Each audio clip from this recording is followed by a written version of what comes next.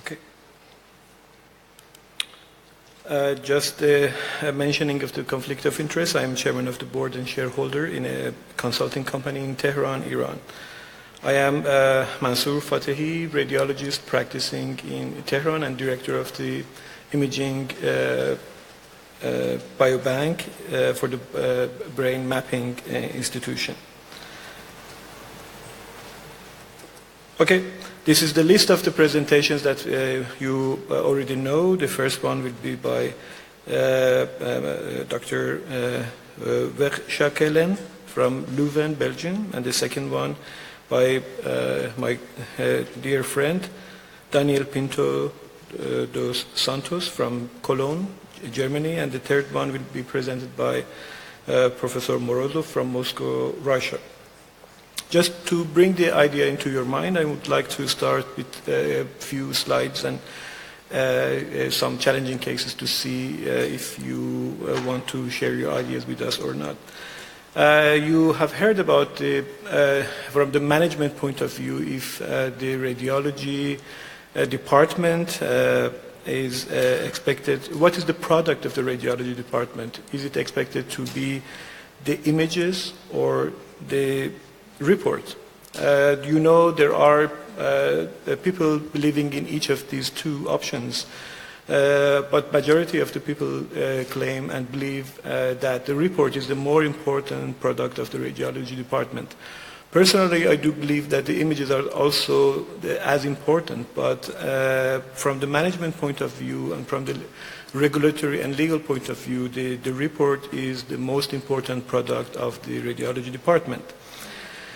The challenge here for composing the report is we are facing two separate desires and demands from the referring physicians, and at the other side from the patients. The referring physicians are looking for a detailed report which may contain recommendations and a list of problems in the report, and then maybe provision of the next step or action.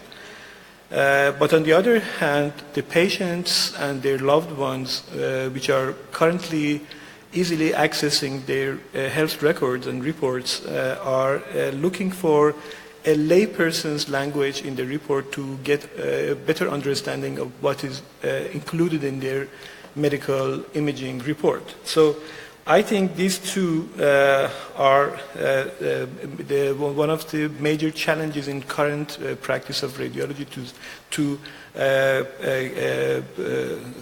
answer to the needs of these two stakeholders of our practice in radiology. We cannot ignore any one of them. Just let's go through the challenges of composing a report by asking you to vote to this question. This is the first challenging case as I'm going to propose to you. You can use your ECR applications to vote to this slide and let us know that what you think about that. This is a case of an advanced neuroblastoma with metastasis and involvement of the spinal canal and also the spinal vertebral column. And the question here is, what do you do for informing the findings to the patient family? These are the options that are available for you. The first one is to frankly explain the situation in layperson's language without any limitation. The second is to leave explanations to the referring physician and just give the report to the patient and the family. And the third option is to explain the findings but not the prognostic information. I will wait for a few seconds for you to vote to that, and then we will see what you think about it.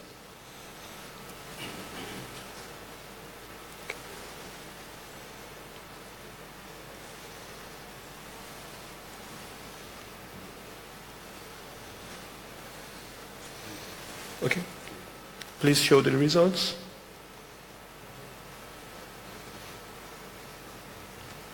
Okay. This is showing that you are mostly in favor of explaining the situation to the patient. Just for your knowledge, it is one of the principles of the ethical issues in radiology that it is not that much pleasant to provide information about the prognosis and the severity of the disease to the patient, because the radiology is just part of the assessment of the patient. And you may not have the complete access to the information about the prognosis and the treatment plans. And in my personal practice, it is really very difficult to explain the whole situation according just to the imaging findings. And most of the time, the referring physicians are not that much happy with with receiving the whole information from the radiologist. Okay, this is the second question. Again, one of the challenges that we may have communicating with our patients, maybe we may face some language problems.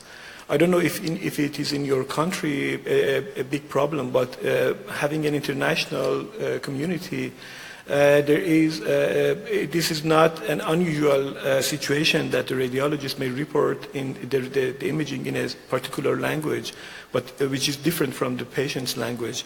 This is an example. You see that there is a meniscal tear and also some injury to the ligaments. And what will you do to inform the patient regarding the change of your report in a language or explaining this to the patient to understand what's happening to him? The first option is, the second question is, the first option is to ask an interpreter to do the translation. The second is to guide the patient to use Google Translate for the translation. And third is to leave the explanation to the referring physician. What do you believe?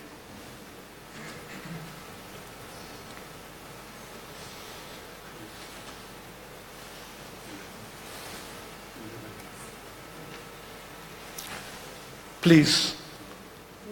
Okay. Again, the first option is more acceptable, have been more acceptable for the audience.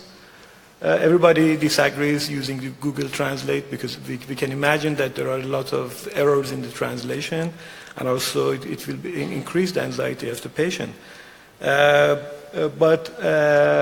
You see here that there are people in this room that believe that they may not explain to the patient, and leave it to the referring physician, which may have the same problem as we have, because the referring physician may not know the language of the patient.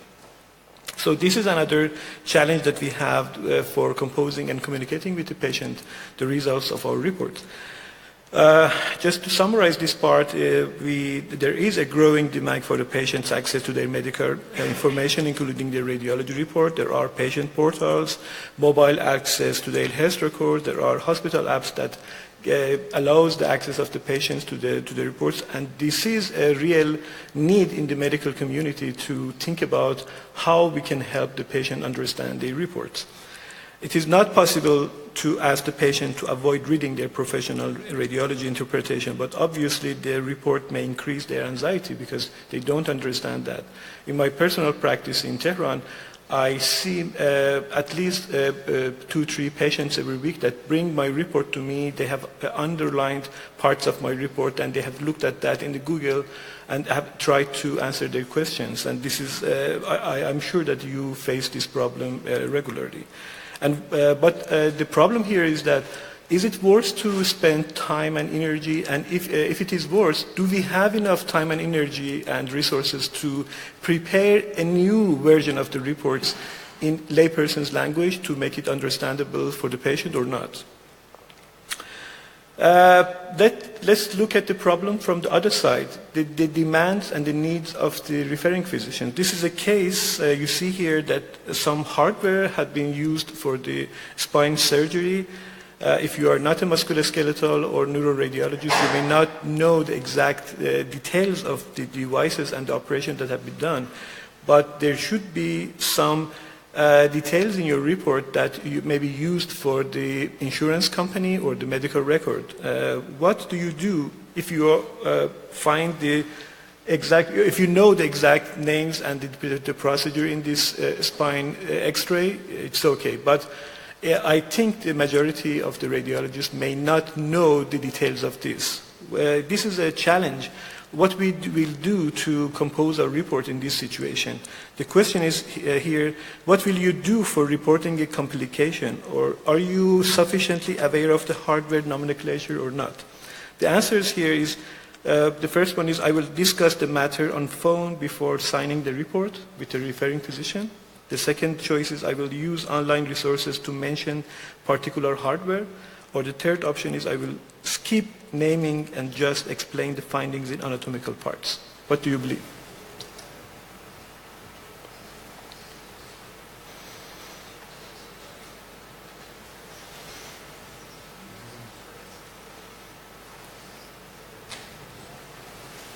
Okay, please show the results.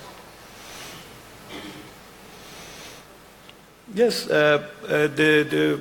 in my personal opinion, also the wisest one will be to explain the matter with the referring physician, because if you don't mention what is required by him or her for the rest of the patient's care, it might be somehow disturbing to him or her. And this is a good way to explore the issue and discuss the matter with him.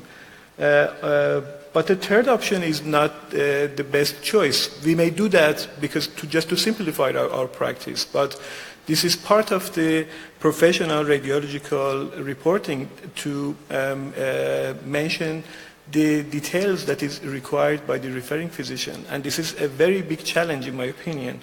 There are a lot of details which may not be included in the radiology residency curriculum regarding the procedures and then the surgeries and the devices that might be used for the patient. And when we want to report that particular case, we may not find the details of that information in our training, and we need to cope with the needs of the referring physician. So the knowledge requirement of successful radiology report are not limited to medical imaging, but to the subspecialty profession of the physician. This is another big challenge in the communication. Thank you very much for contributing. I just wanted to open your mind to the different aspects of the communications and the challenges that we face in this part of the radiology practice. And as you most probably agree with me, reporting is not that much simple as it may look from outside. Thank you very much.